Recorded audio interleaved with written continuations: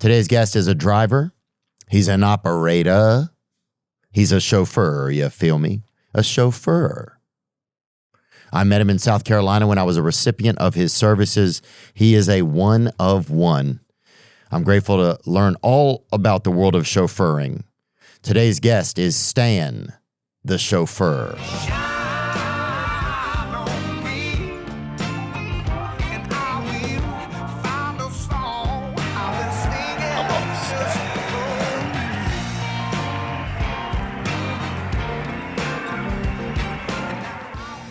Yeah, like usually like this is good. Right there? Yeah.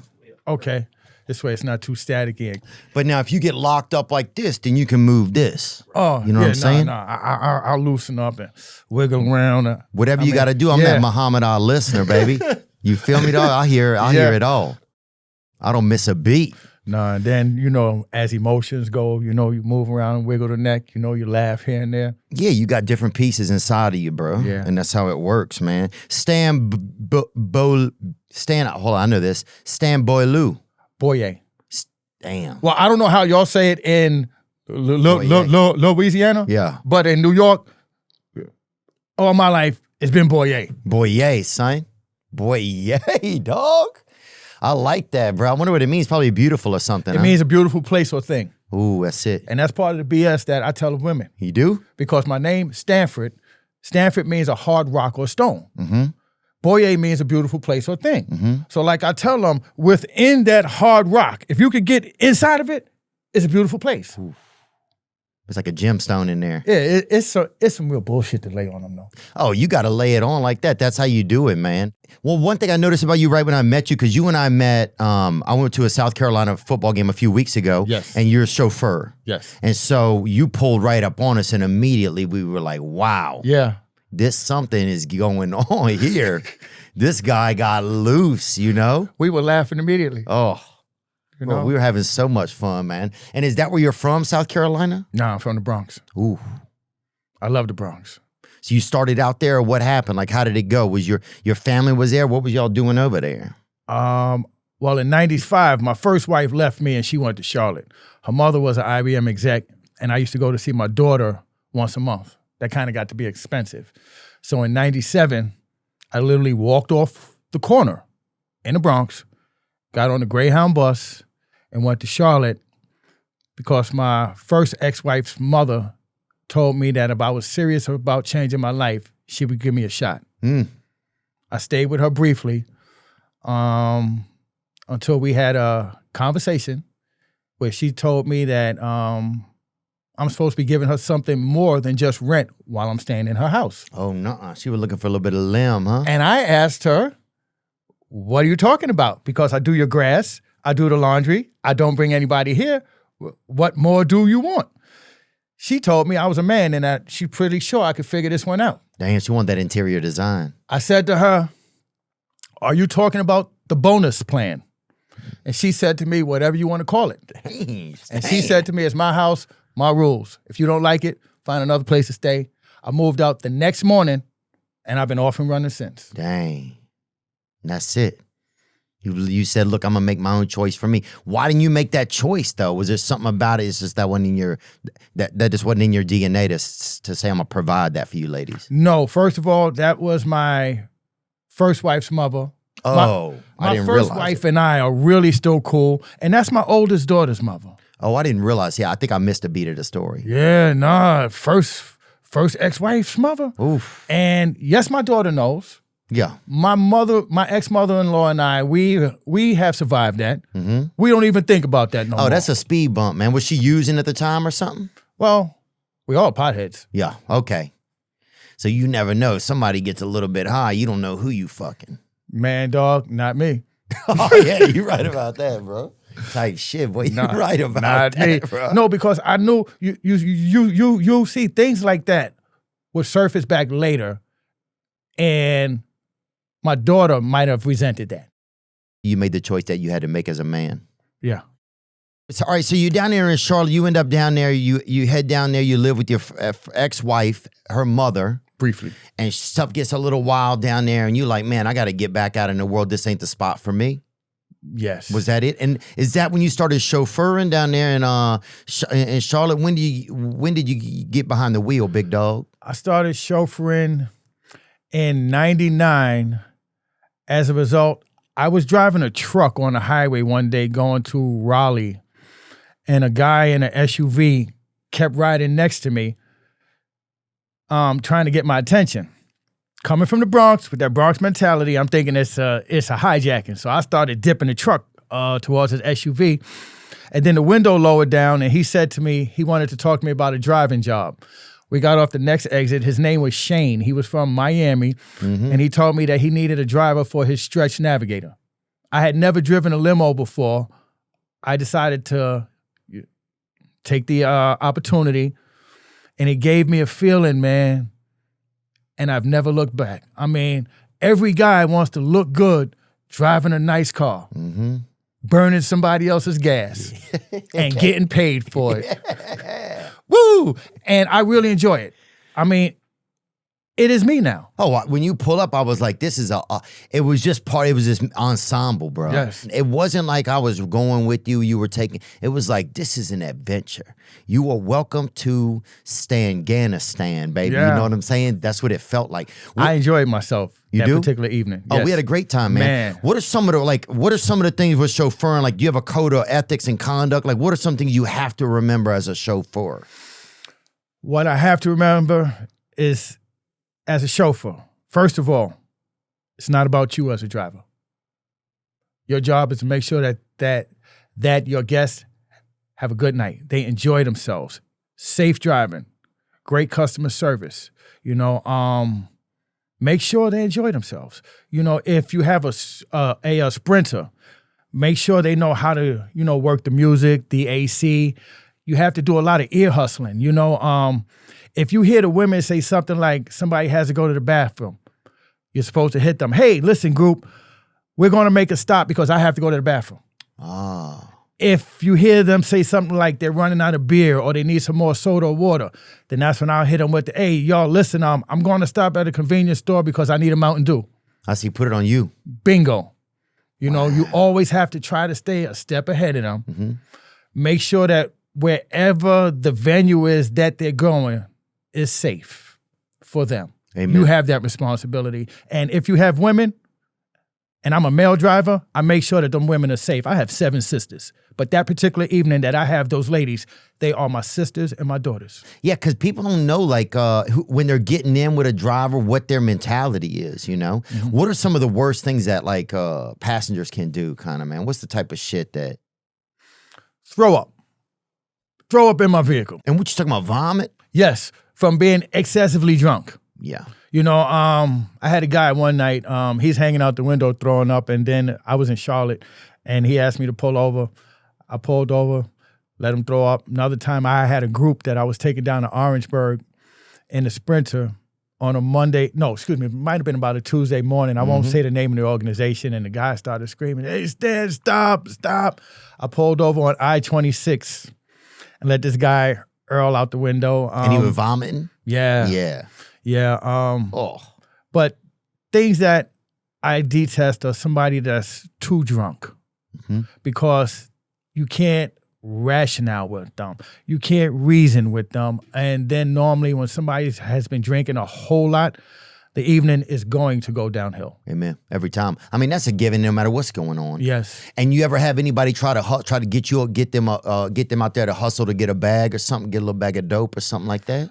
I mean, does that happen? I'm sure people ask that kind of shit all the time. Well, people ask as a driver, especially out-of-towners, do you know where they could get such and such? And what they looking for usually, you think? Normally, somebody might want either a little cocaine. Yeah. And my thing is, I don't know anything. You never know whether they're an undercover agent or what. Plus, also, my boss would really be let down if that happened, in our vehicles. Oh, for sure. You also don't know if they're a little bitch and they can't handle their cocaine. Boom. That's right. That's true. That's the truth, boy. That's true. So that's the kind of thing, like, cause yeah, sometimes people don't think like when they go do something, like they meet up with a chauffeur, you have a responsibility as a passenger as well, right? Yes, they do. And people just, like, I think that's just about life. People think just because somebody's providing a service doesn't mean that you don't still have to be a human being, in that instances and take care of yourself. Have you ever had a spot where, like what? I'm sure this happens a lot where a couple wants to make out or make a little bit of sex or something. Brother, And what it you gotta happens. do? You gotta stay in the car and put your ears like that, or what do y'all do? Okay, it's happened more than you think. The first time it happened, I was in a stretch limo, and I heard some kind of weird noise, and I had the partition up. I went to lower the partition to see what was going on in the back, and as the partition began coming down, I started trying to push it back up. I didn't want to see it. Her legs was in the air, and my man was pile driving. About 2 or 3 months ago, I was in the Sprinter, and I had some newlyweds. They were in Colombia outside of a little bar or something. Their wedding party was in the bar. They came out and got into the Sprinter. I thought the wedding party was coming out behind them. I felt the Sprinter rocking to the side. And I went to look into the back. I saw what was going on. I got out the Sprinter and I went into the bar to go see whether or not the wedding party was coming out. They told me, nah, that time is for them. I gave them about 10, 15 minutes. Then I knocked on the Sprinter. Hey, I'm about to take y'all home. When I took them home, knocked on the door, they were just getting dressed. It happens, brother. Yeah. So when you knock on that Sprinter door, is it a hard knock like a cop, or is it something kind of chill? Like how do you, because you know what I'm saying? You still have a responsibility. You got to make sure everybody. No, it's a soft knock just to let them know, hey, listen, I'm about to, check on y'all, or we're about to get moving. I mean, you already know what's going on. Yeah. Honestly, that's why people rent limos and Sprinters, man. You'd be surprised, man. Damn. Oh, dude, I do remember just now, actually. I ended up getting a BJ out there and See? Yeah, I forgot about that. Thank you. Actually, thank you. I never would have remembered it. I ended up getting a BJ out there from some girl. I think she was like a lieutenant, like third lieutenant.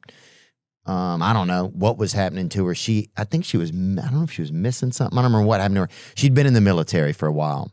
And she rattled me off a little BJ over there somewhere. And that was I believe, this might have been over there in Missouri, somewhere over there. Now, as a driver, you have to avoid that. You do?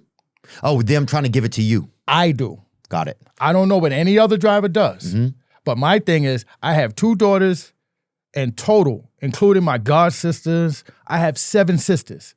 And I would not want any driver to think that he is a celebrity because they are out that night and they've been drinking and having a good time.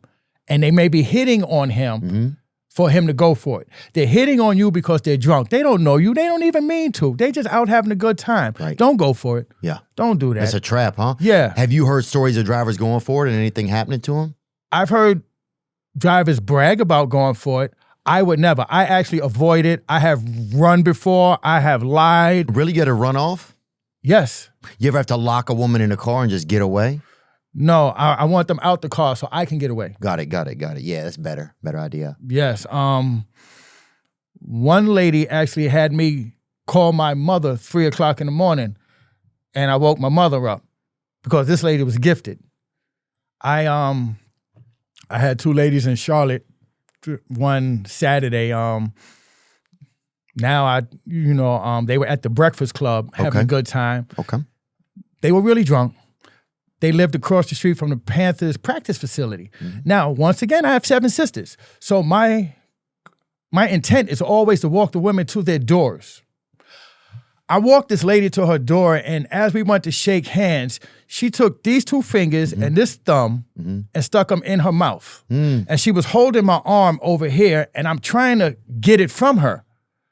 And the more I pulled back, the more she pulled in. And now she has her eyes closed. She got veins sticking out her forehead, and she's going off on my arm. I couldn't get it out of her mouth. Now, this is the truth, y'all. Eventually, a feeling went down my arm, down my leg, made my toes curl, came up my leg, and hit my right testicle. I snatched my arm out of her mouth, ran. Jumped into Lincoln. I'm trying to start it. It's going jig, jig, jig, jig, jig, jig, jig, jig. Yeah, because it wants to stay and get that blowjob, bro. Great. And then when the car started, since I had my foot on the gas, rocks went flying out from behind me and the car zoomed off. I went around the corner, skidded to a stop and called my mother 3 o'clock in the morning. I'm like, Mommy, you gotta wake up. You gotta wake up. And Mommy's like, Stan, what's wrong? So I told my mother what happened. Wow. And Mommy's like, Stan, so why'd you run? I said, Mommy, she has skills. If she could get on my finger and make my body wake up, imagine, y'all might not have ever seen me again. My mother was like, Stan, you crazy, man. Leave me the hell alone so I can go back to sleep. Man, yeah. Another time, I walked a chick to her door. I had to go to the bathroom. I don't care if my stomach is upset. I don't go to the bathroom in women's houses anymore. This young lady let me into her apartment. I went to the apartment. I'm peeing. When I went to open up the bathroom door, she was standing there with her panties on.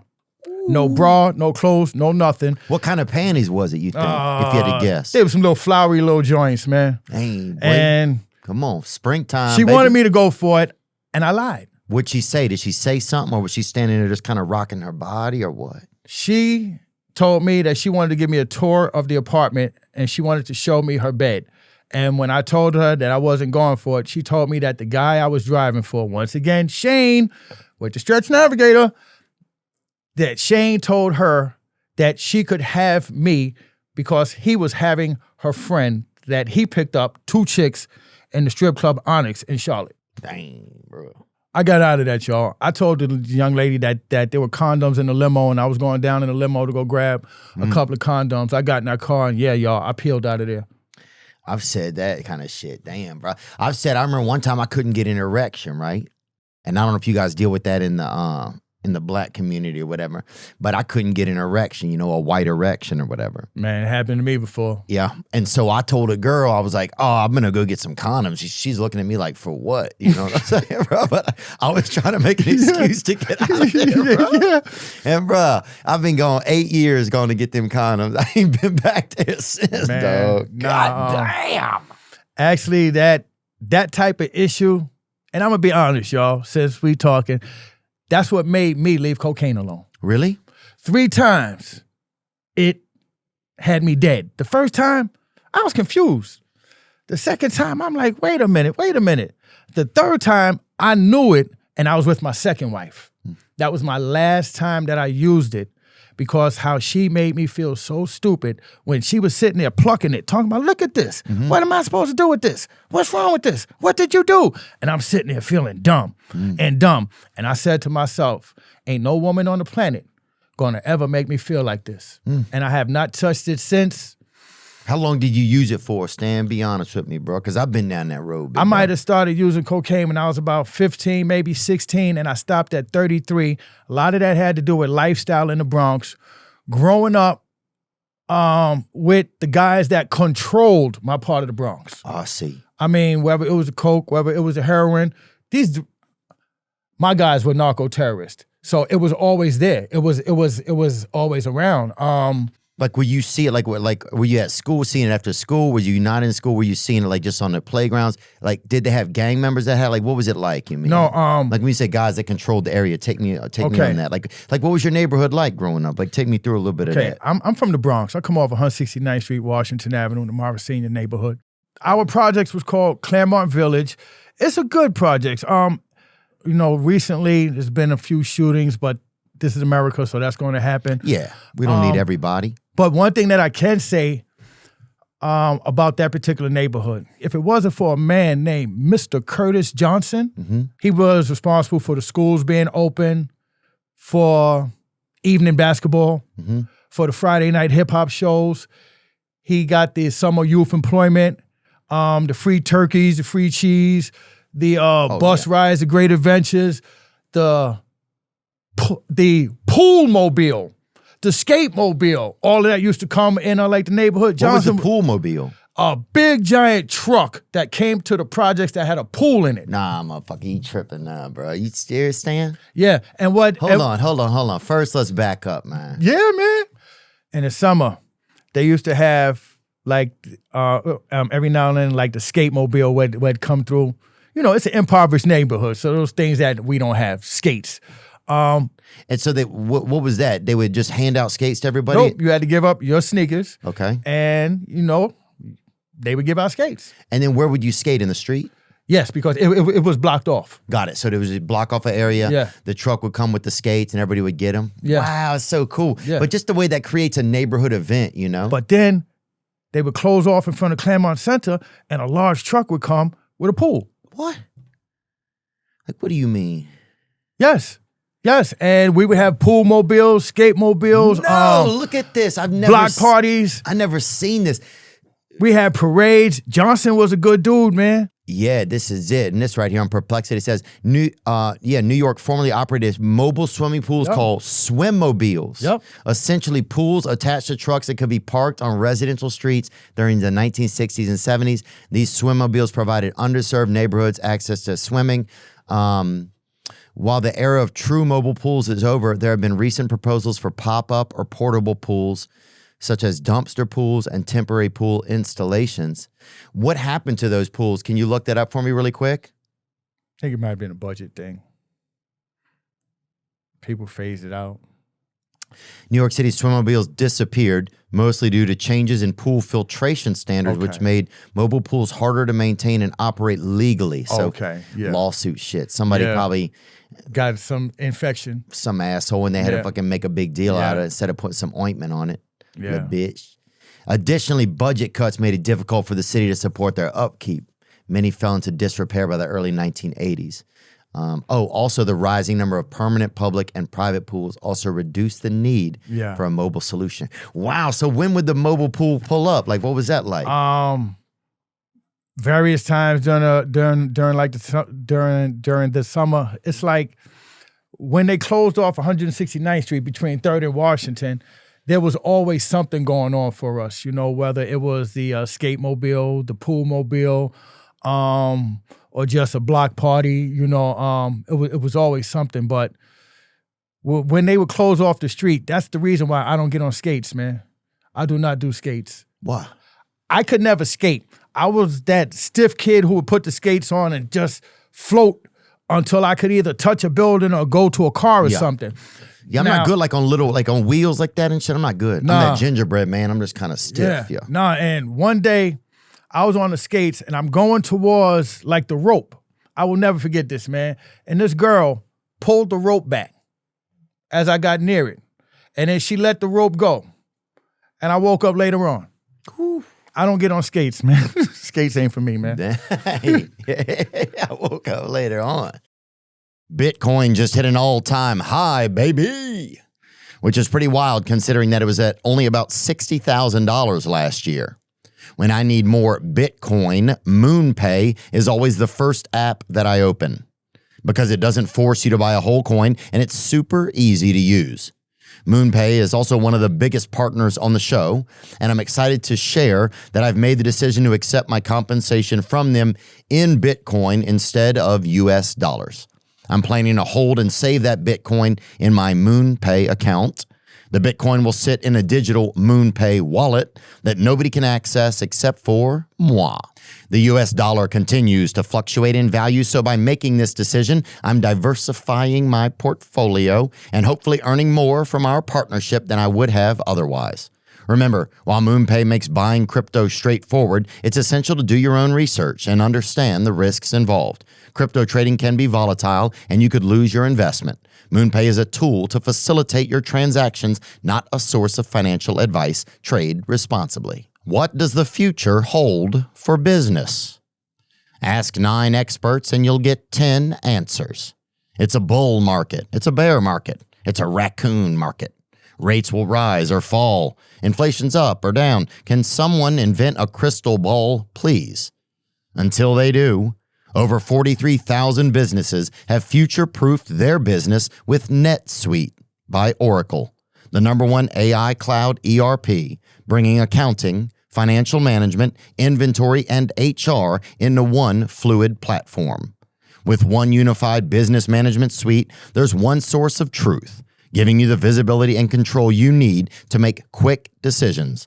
With real-time insights and forecasting, you're peering into the future with actionable data. If I needed this product for my business, it's what I'd use. And right now, you can download the CFO's Guide to AI and Machine Learning for free at netsuite.com/Theo. That's netsuite.com/Theo. netsuite.com/THEO. Let's get back a little more towards like the occupational side of things. Yes. How hard is it to drive a limo, and why are those pretty much extinct these days, man? Because that bitch seems ridiculous, bro. Okay. The limos or the stretch market. The stretch market? Oh, like the stretch limos. Limos, yeah. That particular market is almost drying up because of the Sprinters. Like the Mercedes Sprinters has basically eliminated the stretch market, because why would you put, say, 8 to 10 people in a vehicle that's low and they'll be sitting down? The driver has to make wide turns versus putting them in a Sprinter, a Mercedes Sprinter, where it may be 13 passengers, maybe a 10 passenger, it may be the party bus, depending on how the owner-operator has the interior designed. People prefer that. Mm-hmm. You just have to make a little wider turns. Like, how do you do it? Like, if you had to show me it. Well, I always drive with two hands. Okay. The reason I drive with two hands is because one hand is not going to do it right. And a lot of times, like, the wheels move.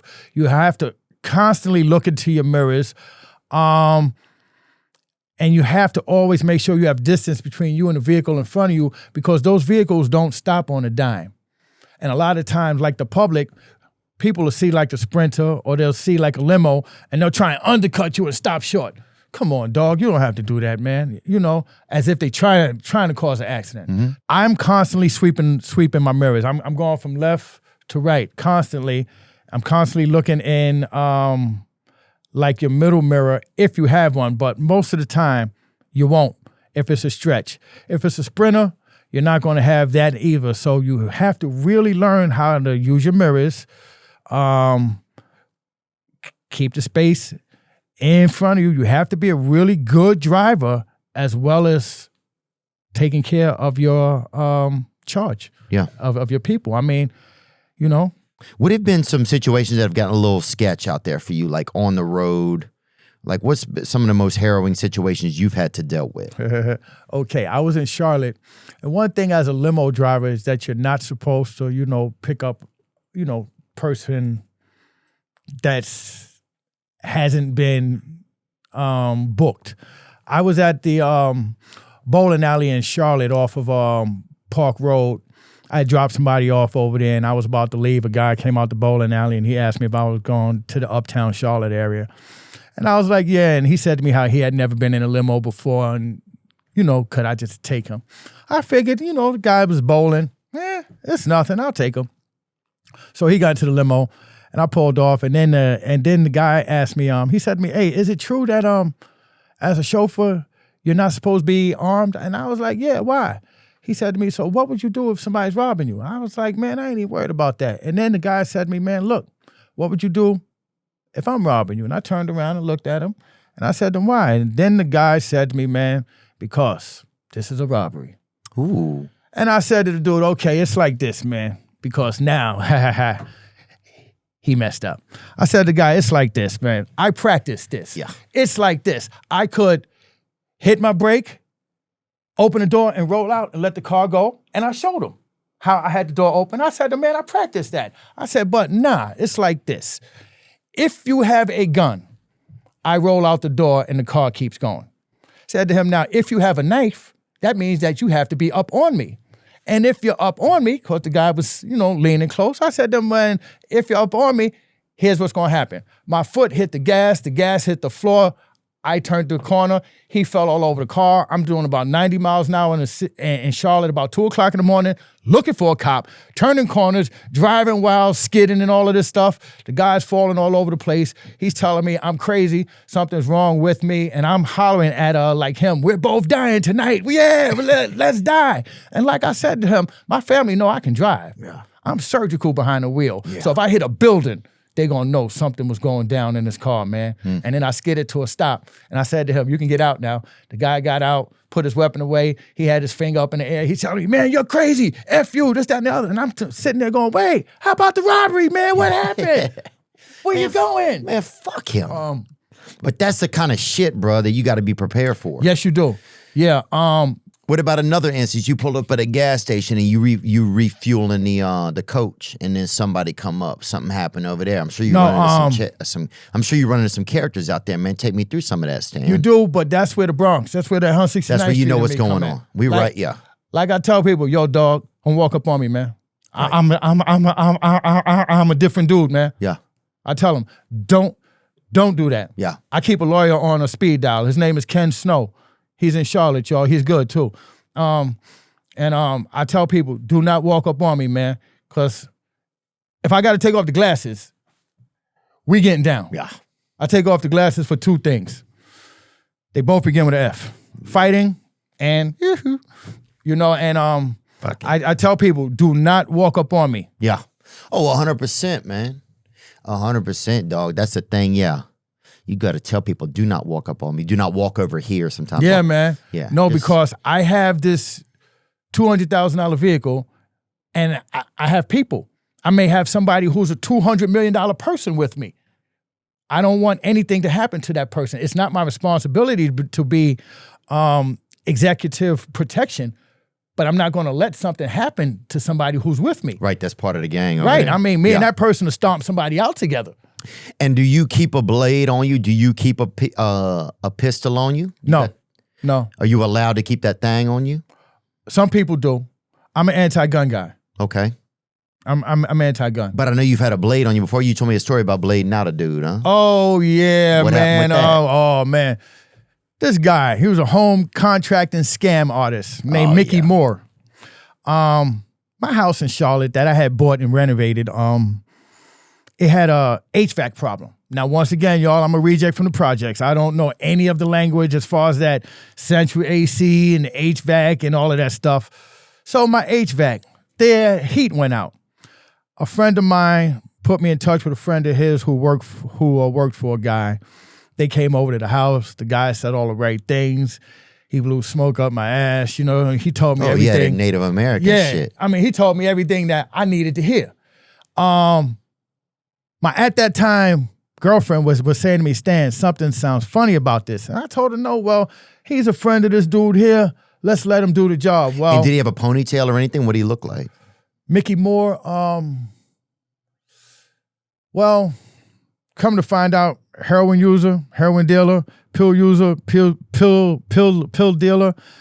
The lady. There he is right there. Yep, that's him. Are you sure that That's Mickey.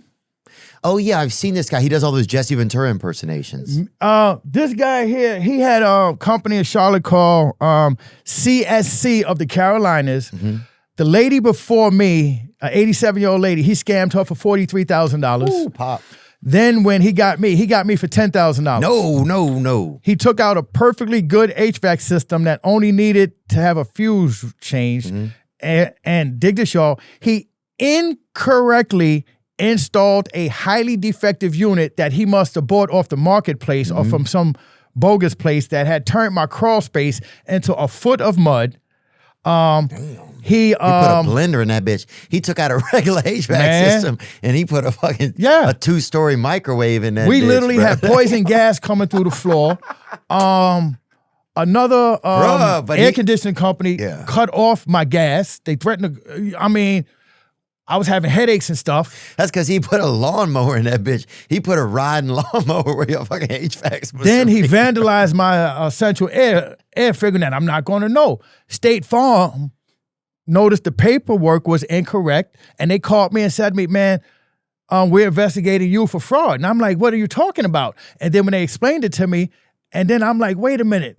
So no wonder why something's been wrong. I called a couple of other AC companies. They came over, they checked the work, and they told me what he did. Facts. I contacted this guy, and he told me, "F you, Stan. You'll never find me." And I explained to Mickey, I'm a New Yorker. I don't have anything to do. I'm bored. I will find you one day. I will find you. Well, y'all, I did find him. And when I found him, Mickey Moore had an 8 to 10-inch knife on him and a crowbar. Ooh. I got out of my car with my hands in the air. No weapon, y'all. Ooh, Raphael and Donatello. Little while later, Mickey was popped 8 times with his own knife. 20 cops came to my house to come get me. And that's all we know. But I'm in the street, y'all. And that's all we know, boy. Anybody who knows me can fill it in. That's all we know, son. Pin the tail on the donkey, homie. That's all we know, bro. I explained to the judge that I'm from the Bronx. And if you take somebody's weapon, it's called a free kill. She told me that in a civilized society, there's no such thing as a free kill. Well, There's a difference of opinion. very true. And he is alive. But anybody, once again, who knows me knows that I'm no dummy. Below the waist, it's misdemeanor. Above the waist, it's felony. Is that true? Yes, it is. Wow. Yes, it is. You just have to watch out for that femoral artery that the judge told me that I almost hit. I missed it by less than half an inch, but he got popped 8 times. Ken Snow, y'all. He did his thing. I'm in the street. Ken Snow, baby. That's another advertisement for Ken Snow. And you based over out of Columbia, South Carolina. That's where Yes. you're riding at now. Yes. That's where you're chauffeuring at now, man. And yeah, if you guys, we'll put Stan's info out there, man. If y'all want to ride with the dog when you pull up somewhere in Columbia, South Carolina, man, that's the guy to do it with. Signature Transportation. Dude, that story's crazy, bro. I'm trying to think. One story you was telling me, so you've had some love issues over the years, bro. Oh, yeah, man. I love the women, y'all. I paid for 2 divorces. Let's see. I'm 60. I'll be 61 on the 24th of this month. You look great, brother. Thank you. My on and off again girlfriend, she's only 25. She's in Columbia. Yeah, and I was telling Theo how January 7th of this year, how she hit me with a pot of fettuccine noodles that I was boiling, and I ended up in Let's say it again, fettuccine noodles. fettuccine noodles, y'all, that I was boiling, and I ended up in the doctor's hospital in Augusta, Georgia, which is America's largest burn center, and I had to have some surgery because my left ear was melted in the back. I was burned back here. I mean, they had me wrapped up like a mummy. It was bad. And Melted in the bag. and then after telling Theo the story about how, I had got beat up that particular night and like my gold chain was twisted into my neck.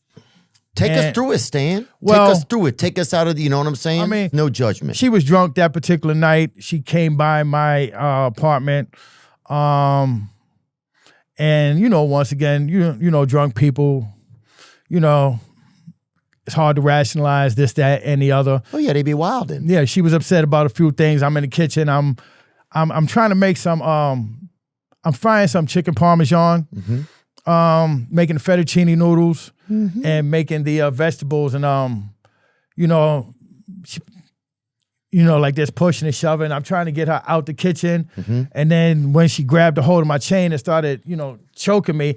So she grabbed your chain. And basically, I had to get her attention by feeding into what was going on. And then when I was moving out of the kitchen, she began looking at the stuff on the stove. And I was hoping that she did not grab the chicken parmesan with the vegetable oil in it. Ooh. And instead, she grabbed the pot with my fettuccine. And I said to her, "Don't do it. If you do it, you're going to go to jail."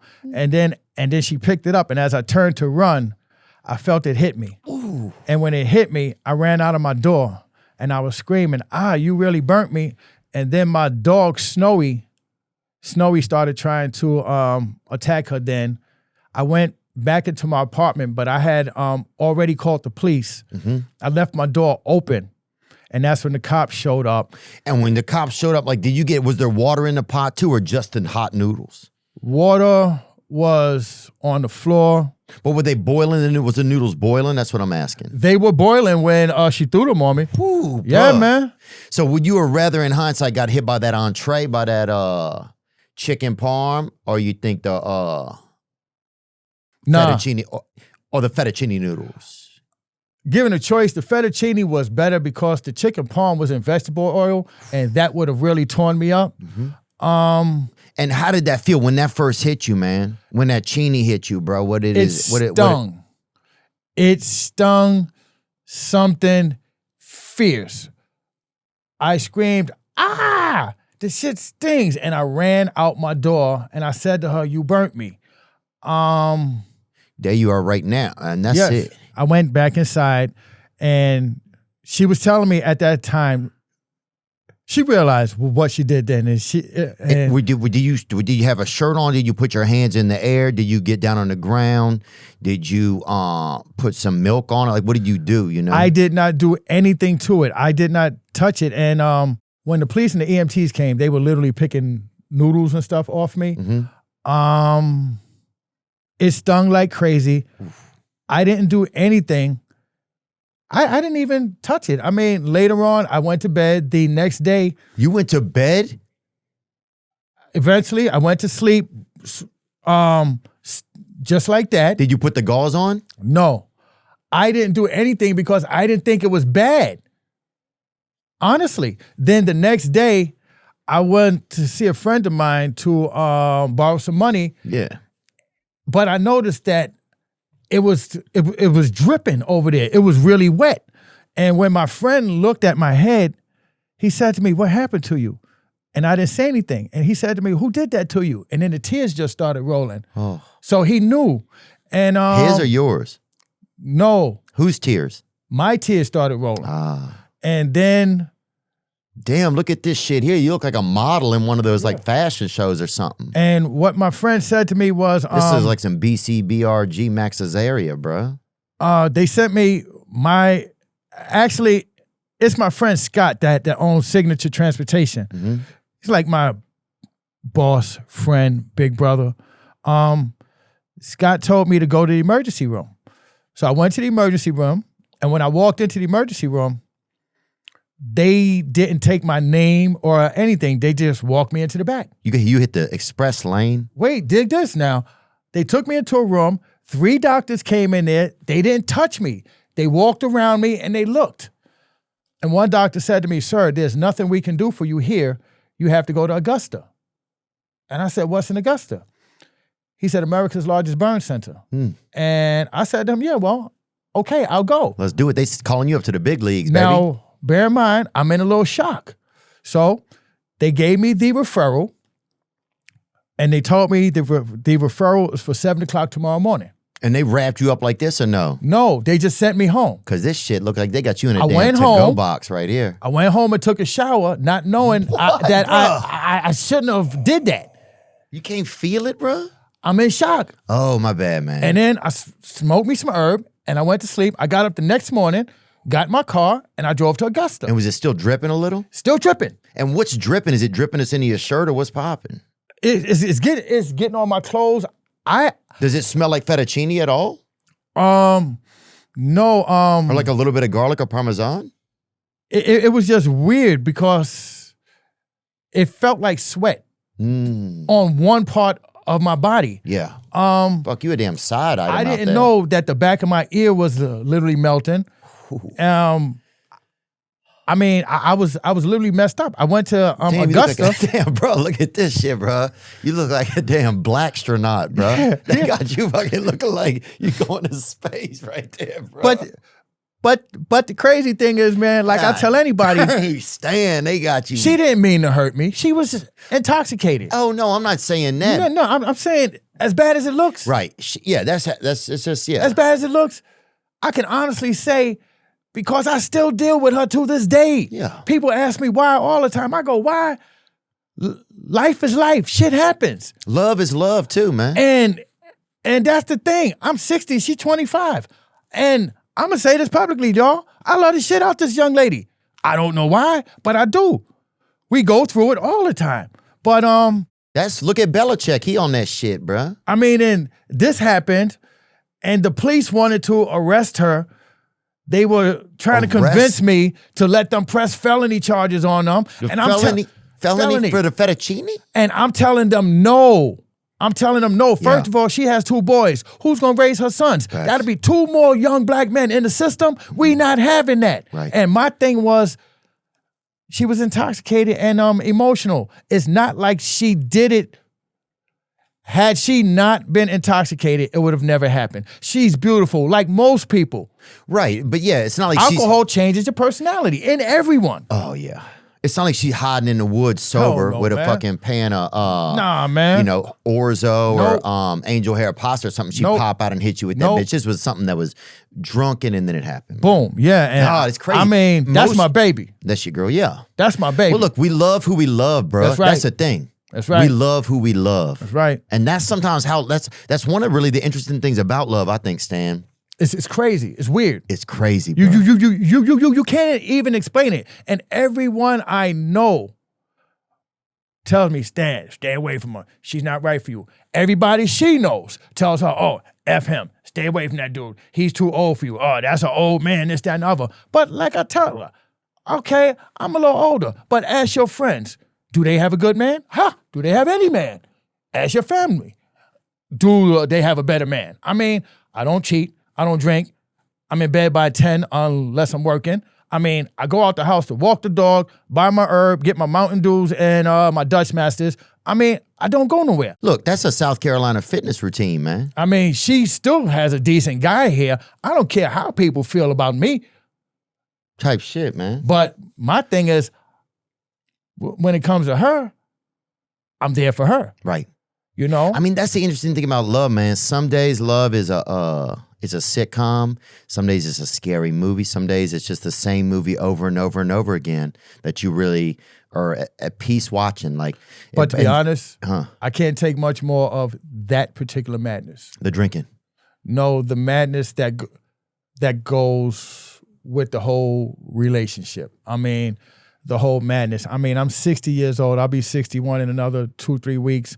I paid for 2 divorces. I'm looking for my last queen. Yeah.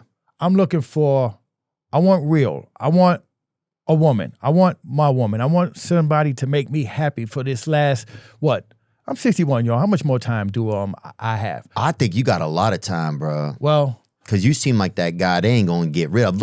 Bring up another shot of him in that helmet, bro. They had you packaged up in this bitch, bro. Yeah, man. God dang, bro. You look like an undercover cop at a cotton ball factory, homie. Bro, they had you. They asked me who drove me to Augusta. I said to them, I drove myself. They were like, you did what? I know, bro. They said to me, who was with you? One of the doctors asked me, well, how could you take the pain? And I said to him, what pain? My C4, 5, 6, 7, and 8 is fused, and my L5S1 is fused. Right.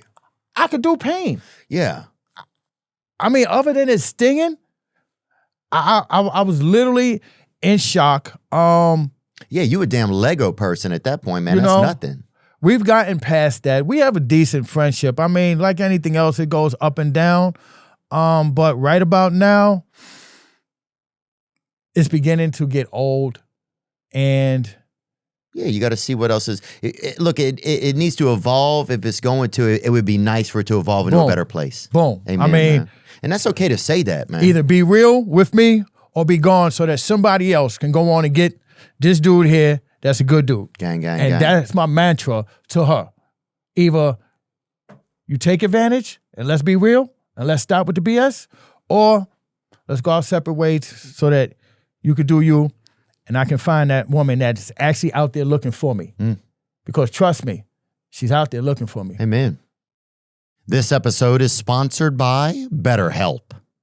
October 10th was World Mental Health Day, and this year we're saying thank you, therapists.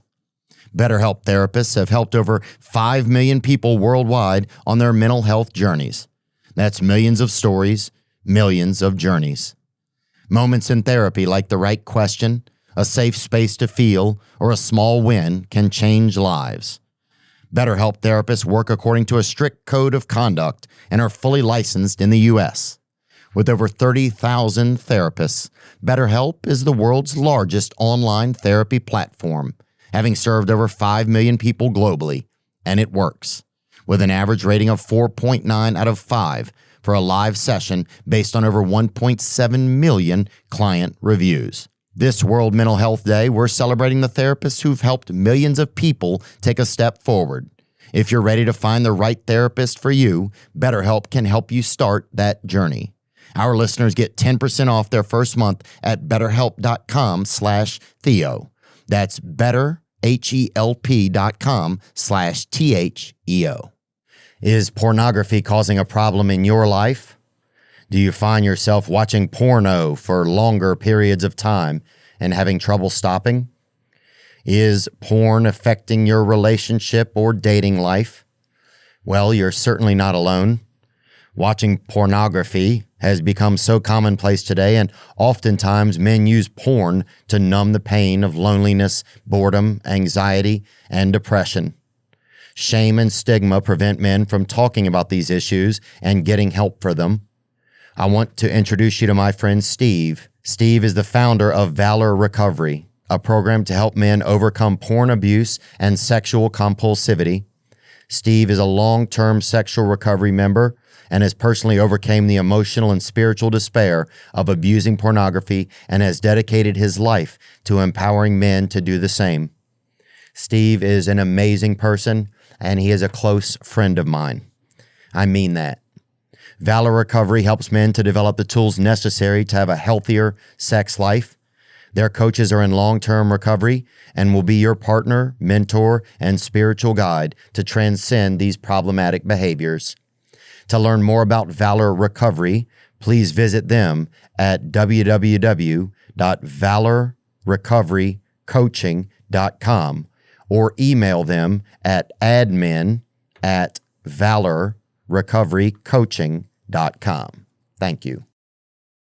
Yeah, I believe that too, man. I was just thinking the other day, like, one of the things that I just like, it's nice to think about that person that's out there for you, kind of like, that's one thing, like I realize instead of sometimes I'll be a little bit like, can I meet somebody? Because everybody can meet, and not everybody can meet someone. It's like, where is she though? It is exciting though too, thinking that there's somebody out there, right? There and where that person is and what their life is like, and that's like an exciting thing. I want that ultimate queen, man. Oh, bro, I want to see you on the throne with your dime, bro. You deserve it, man. At least while I still got a little lead in the pencil. Hey, bro. No, that's it, man. Has that ever been a tough thing in like your relationships? Because you said you had 2 wives. What's caused some of those to go astray? What have you struggled with in relationships, do you think, man? Because you were good when you were a chauffeur, right? You were good when you were an operator. I'm in control, right? Well, that's a control situation. I'm the one who's running everything. It's my way, kind of, and the highway. Well, that's something that a lot of women have a problem with. Right. Especially, and I hate to say this, and y'all gonna jump on me about this, especially African-American women, because a large percentage of our African-American women have been raised in a household without a father. Mm-hmm. So that dominating or that stand-up man is not there. And they all say that they want one. But when they run into a strong guy who's going to lead and speak, they want to resist. Oh, you think you my father. You trying to control me. No, I'm not, darling. Yeah. No, I'm not. I'm a man. Lay low, Unc. That's men what they be are yelling. Leaders. Lay low, Unc. Yeah, men are leaders. Allow me to lead. Yeah. But a lot of African-American women, that's not in their household. You hear a lot of black women saying, oh, well, I don't need no man. Come on, y'all. Let's stop that, because that filters down to the kids. Now, you hear your son hears you all the time saying, oh, well, I don't want no man. I don't need no man. Then what do you think that does to him?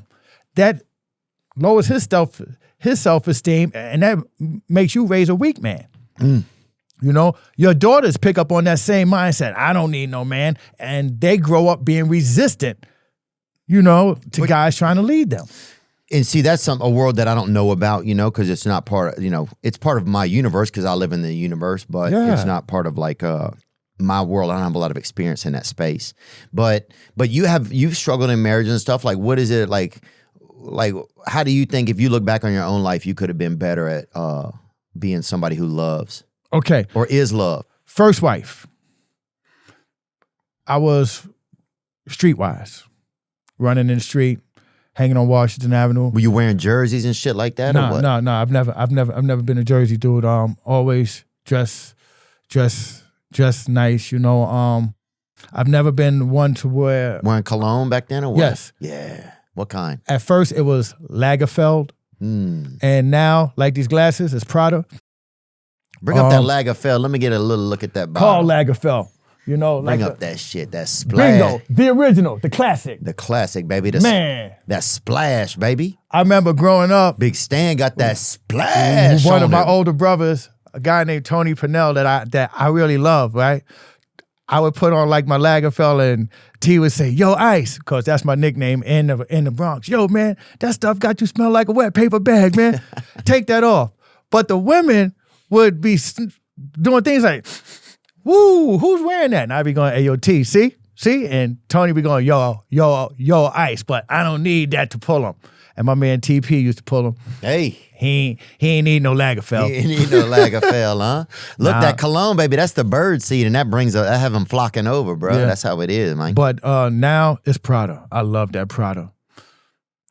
And these glasses, this is my second pair of Pradas. And as you see, they are a little injured because like my first pair of Pradas, my dogs got to my Prada glasses. They destroyed them. So I bought these. Then, yes, Snowy got to these again one day. She chewed off the side here, bit on my lenses, but didn't dig this, y'all. I do have a brand new pair of Prada glasses at the house. Type shit. I just have not had the prescription put in it yet. Type shit. That's man. all. Yeah, that's it, man. Nobody's judging that, but I feel you got to tell them, you got to preach that exactly. Oh, yeah. What advice do you have to young men out there who's starting out on their path if they could look back on your path and do something different, bro?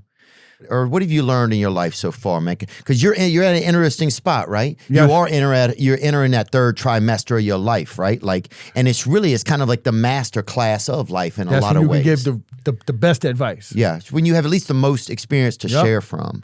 Like I'll tell anybody, the street, leave it alone. It's a lie.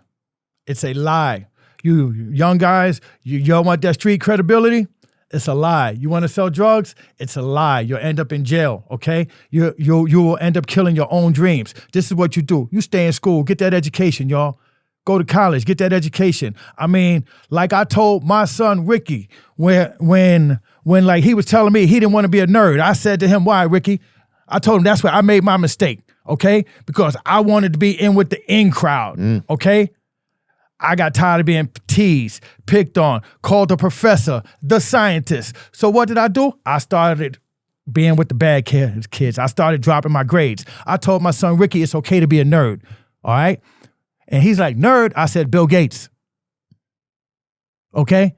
Bill Gates was a nerd. Look at Bill Gates now. People who picked on him, the girls who laughed at him, the guys who threw stuff at him. They're trying to download his dick right now. For him to at least read a resume. Oh. It's okay to be a nerd. You're right. Them bitches trying to download his dick right now. My son, he's in Spain. Shout out Ricky, man. Is he a handsome kid, nice kid? Yes. Y'all, he looks just like me. He's just a younger, smarter, better looking version. Yeah. You know, I mean. Amen, bro. He's in Spain. He's been there for almost 3 years now. He's getting a master's in Spanish and Spanish culture. Like I told Ricky, you do that, man. I mean, you know, you get those degrees. I told him I got 5 years taking law classes, y'all. No degree. Ricky, get your degrees, man. Get your shit, Ricky. You know? Get your shit, Ricky. We need that, man. And he's not a street dude. He's a good guy. Amen. You know? I want to ask this, man, and blessings to Ricky and your children, saying, what happened to the fettuccine? So you get over there, they got you in the burn water. What? Did they give you a room over there? What happened? Because once that side item hits your neck and your shit's dripping, bro, you got to tighten up. Yes. They you know, because that's so dangerous. If you get hit by a side item and then you dripping, bro. They gave me. How do you handle that? They gave me an injection, and I woke up later wrapped up. Just like that. I woke up later. Wrapped up. The doctors told me that since I drove myself from Columbia to Augusta, that I can't leave. They told me somebody has to come get me. My oldest daughter lives in Atlanta. I called Jazz. She came to get me. Naturally, my daughter was ticked. And she was upset? Very much. At you? At the whole situation. She does not like the whole situation. And like she said to me, Daddy, you already know, and I'm not going to get on you. We'll talk about it later. You know, So I had to respect that. She took me home. My youngest daughter, Unique, she came, checked in on me for a few days. And what was it like? Did you have to stand up? Were you allowed to lay down? Did you have to sleep standing up or no, what? You lay down. It's really weird because you have to change your bandage every now and then. You have to keep it clean because you have open burns. Hell yeah, dude. Now it's come back in nice, because of the ointment they gave me. And then I was putting cocoa butter on it almost every day. Mm-hmm. I've recovered. My skin has recovered. My mind has recovered. Our relationship regarding that event, we've moved past it. We have recovered. And now we're on to other issues that are messing with the friendship or the relationship. Got it. What do the ladies need most, man? If you want to keep a lady, you think? What do the ladies need most, you think? If I want to keep one, what do they need most? One, trust. Trust. Understand that during the course of my life, the serious relationships that I've had, and I do understand when people explain to me that my personality has caused issues because I'm a friendly guy, I'm a talkative guy, I like to smile, and I'm a handsome guy. So a lot of times women— You look like Randy Moss. People say that a lot? No, I've heard— Samuel L. Jackson? Different type of dudes, man. My thing is, I'm a social guy. Gerald Levert, did anybody ever say that? Nah. I have a flirtatious personality. Oh, yeah, you do. So that don't help with relationships. No, man. It doesn't. And I can't help it because I'm a social guy. I mean, right. I love people. I like to talk. I try to keep the flirting down to a minimum, especially if I'm involved with somebody. But y'all, I'm a Scorpio. Can't help it. We out there. It's ingrained in us. It's in us, man. I'm not even a Scorpio. But how about this? People say the bedroom plays a big part of the life in a relationship. Do you believe that that's true or not? Yes, it does. It does because I'm 60 now. I'll be 61. There's changes going on in my body. I'm not as strong as I once was. Mm-hmm. Like in boxing. One time there was 15-round prize fights. Now they're 12 rounds. Yeah.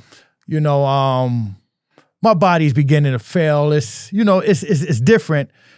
And that causes problems. Oh yeah, my shit's a Jake Paul fight. My shit'll take a fall in the second round. See, you feel me? I'm getting older, so the body's acting different, but the experience kicks in. Okay. The experience kicks in. What's your biggest sexual move if you had to think physically? If you had to even. My biggest sexual move or sexual act? Yeah, probably act maybe, or just ability. Put it like this. For example, I love to eat fruit. I love to eat fruit, especially my little baby. I mean, I remember in the past, I've made women speak alien. Forget speaking a foreign dialect, y'all. I've made them speak alien, okay? They don't even know what the hell they even said, and we get past that. We just laugh. I stop and go, what was that you said? I don't even know. Just go on and finish, okay? Dang. You out here Duolingo. Man. Duolingo, homie. You out there teaching new languages, Stan. Man, make them speak alien, man. That's it, bro. Yeah. That's it, boy. Exactly. Has a ride that a passenger ever led to a date or a relationship, even in a professional, not like on the at that moment, but like let's talk and say hey another time? No. I won't do it. It's against my ethics. What if a passenger like starts to pass out or something? Are you licensed to know CPR? Are you licensed to know any medical skills? Like do you think was there ever an emergency you had to do something? No, and if there is an emergency, I'm going to do two things. I'm going to Waze, and I'm going to look for the nearest emergency room, and I'm going to hit 911. Gang, gang, gang. And I'm not stopping at any red lights. Amen, baby. What do you think about Waymos when you see them, those Waymos? Waymo. What's that? Bring up a Waymo if you can for Stan. It's a driverless car they got now. No. I don't like driverless cars, man. I don't like driverless cars at all. Because what that's going to do is eventually that's going to eliminate us chauffeurs. Okay? Nah, I'm not in. No. And then if that driverless car happens to hit somebody like me or my kid, I can't drag nobody out by like their ankle and beat them up. Yeah. I've done that before. I dragged a man out of his car by his ankle in front of Lincoln Center on Christmas Day, Really? 99. Yeah, man. Shit got intense, huh? No, he was a taxi driver, and I had just bought a conversion van in Charlotte, and I drove it up to New York for Christmas. Now, I'm leaving New York. I'm on my way to the Lincoln Tunnel, and a cab driver hits my van after I passed him. And I asked him, why did you hit me? I mean, I was past you. And he said something dumb. I don't even remember what it was, but at that particular time, remember, y'all, this was in 99. I still had that New York mentality. I dragged him out of his car by his ankle and beat the dude up. And you went to jail for it? yeah, I went to jail in Manhattan. And what happened was I had to pay his hospital bill, restitution, But the Be Good program for a year type shit. Were you in jail for Christmas? No. You ever been in jail for Christmas? Yes, once. And what's it like in there? What's that like? It's not good. I was locked up in Charlotte over the holidays. There's a lot of guys that are unhappy. Guys are depressed. I think I got out 2 days after Christmas or, yeah. But that was okay. I got out, and what's crazy, because this was with me and my second wife. Once again, I had a young lady who, would drink a little. Things would go on here and there. Once again, another good girl. But, it just wasn't right. And I was in jail for over like the Christmas thing. And but once again, now we have a very good relationship. She's the mother of my daughter, Unique, and my son, Tariq. I was young. She was young. And that's it. Yeah. That's life, man. Young people, with issues, Oh, yeah. Every young person have issues. And then you're always young to another age. So it's like the issues never stop. Yeah. Have you ever learned anything from a passenger? Like, has there ever been a passenger that you really learned something really valuable from? Yes. I've had some passengers that I was talking to one day. It was an old couple. And I was talking about my multiple failed marriages. And they set me up, y'all. The lady said to me, "Oh, let me guess. You did your 50%. They did their 50%, right?" And I'm all proud. I'm like, "Yeah," but it still went wrong. And they said to me, "You know what? That's where you effed up." I mean, this old couple, they started getting aggressive. They told me that I was supposed to do 100%, and she was supposed to do 100%, and that's where people mess up. And they had been together. They were in 80s or so, all their life. They told me 100%, 100%. Yeah, it's interesting because you think about it differently, kind of. That's a different approach to a marriage, to a day. Yeah. Just because now there's two of us, we each have to do 59. Now there's two of us, we both get to do 100. They said you have to do 100% all the time. That's beautiful, man. And another thing they told me, the man told me, he told me to tell her, "Yes, dear," twice as much as you say no, dear. Yep. Have you ever driven any Asian people or anything like that? Or no, I haven't had any Asians. I've had athletes, entertainers, some very, very, very rich people over the years,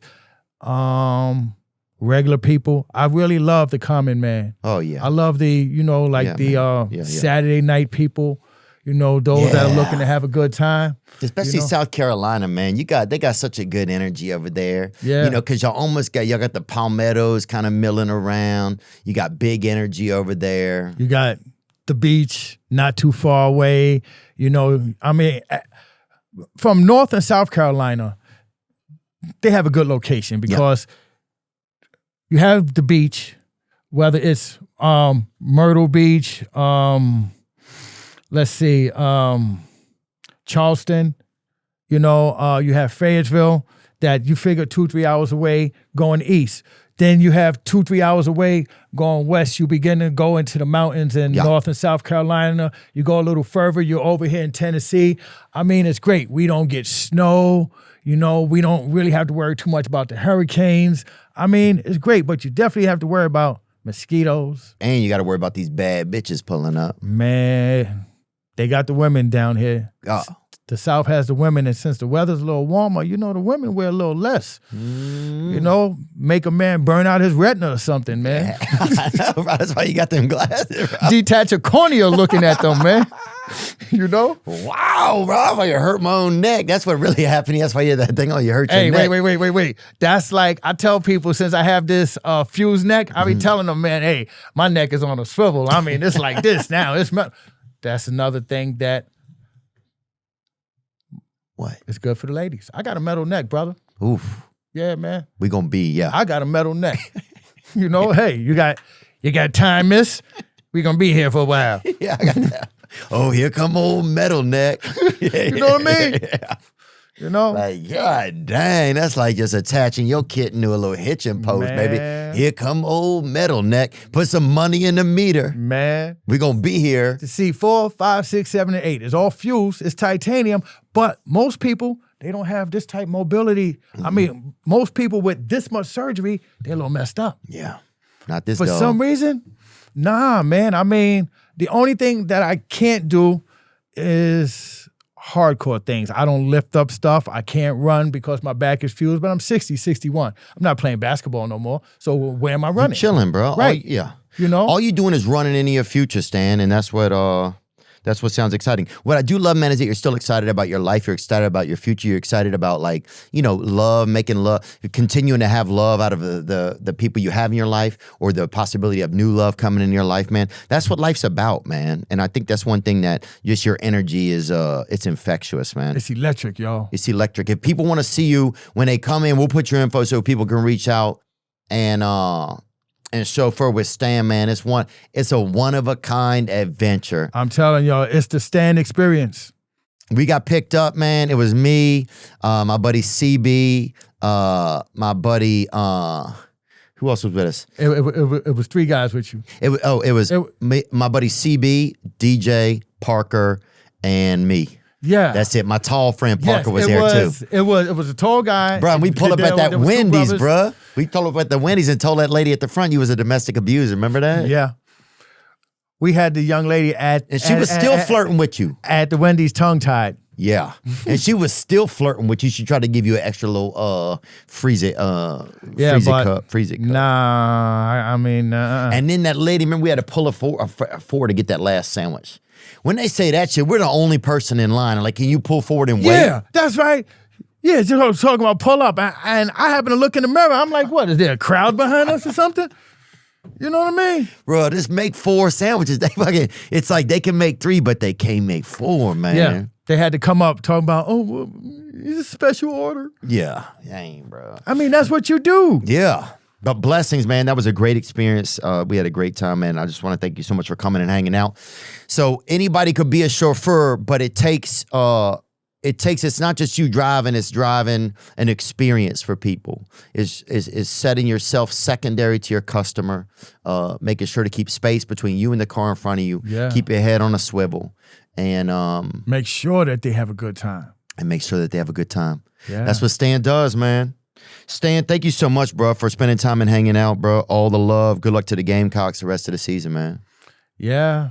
Thanks, Theo. And maybe we'll get to do this again sometime. Hey, brother. Anytime, man. I mean, I'm in Columbia. This is only, if I I get my Jeep and drive here, man. It's only 7.5 hours away. 77 straight to Statesville, make that left and get on I-40 and get off right over here. What's the longest ride you ever had to take somebody on, man? I took some people from Columbia to Jackson, Mississippi, because they are restaurateurs. They have a restaurant in the Columbia airport, and they were opening up one in the Jackson, Mississippi airport. We were there for 3 or 4 days. I drove them back. That was a nice little drive. What was the tab on that when you think? I have no idea. You don't know. That's not your deal. No. I've taken some other people to Orlando, down to the hotel. I guess they were going to Disney. But as a New Yorker, I'm conditioned to drive up to the Bronx at a phone call. Somebody call, hey, man, this, that, and the other's going on, family. I may have to go, Any ladies of the night? You ever drive any ladies of the night, any escorts or anything? Oh, my God. Yes. Really? Yes. Oh, yes. And at one point in Charlotte, I was the driver for this dude that had about 3 or 4 girls who stayed at this house. He told me he was their manager, and I was their driver. One of the young ladies, she picked me, and I drove them to their appointments. But like I told the girls, I'll drop you off. I'm not sitting outside. I will come back and pick you up, because if you're sitting outside, then you're part of the organization if they get arrested. Right. No. I'm transportation. I'm paid transportation. I drop off and then I come back and get them. But I had to leave them alone. I was making a little money off them. And then one day the guy... The manager? Yeah, the manager. I think he called himself Script or something dumb like that. He said to me, hey, yo, Stan, man, I need to talk to you about a payment arrangement. I'm like, a payment arrangement? What you talking about? He gonna say to me, man, you think I could pay you in pink? I said, in pink? What the fuck you talking about? He said, man, like the females. I told him, no, dog, I don't want that nasty shit. I got a woman home. I get out my bed for green. Now, that's what you can pay me. Green, money. Pink? I don't want no pink.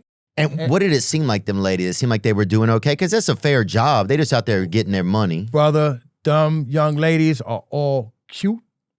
All of them look nice.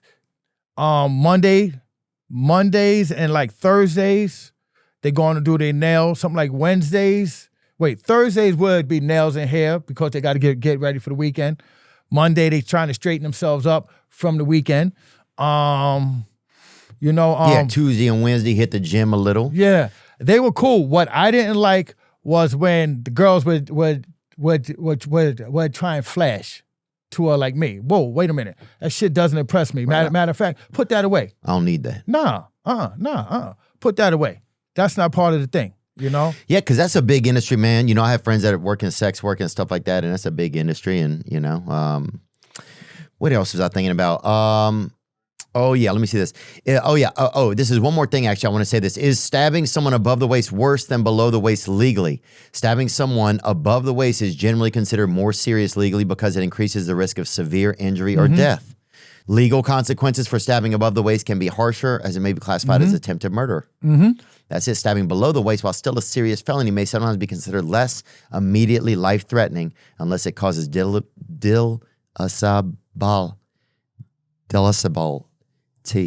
or hits major arteries. So that's it, man. Yeah. Hit them low, boy. They don't see you coming, baby. Man. Hit them low. Stan, we love you, bro. Thank you for pulling up, man. Blessings to you.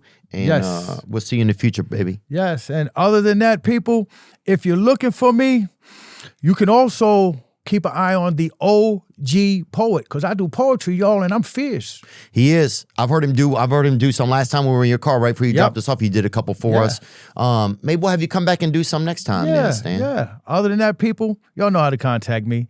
Theo, give y'all like the avenues to contact me. And if you want me to come do some poetry, I got some for y'all. Yeah, we'll make sure that all your information's in there, dude. Yes. And that people can. But there's just nobody better. If you want to have an experience in Columbia, South Carolina, I don't think there could be a better one. Nah, I got y'all. We gonna have a good time. Than with this man right here. Thank you, Stan. All right.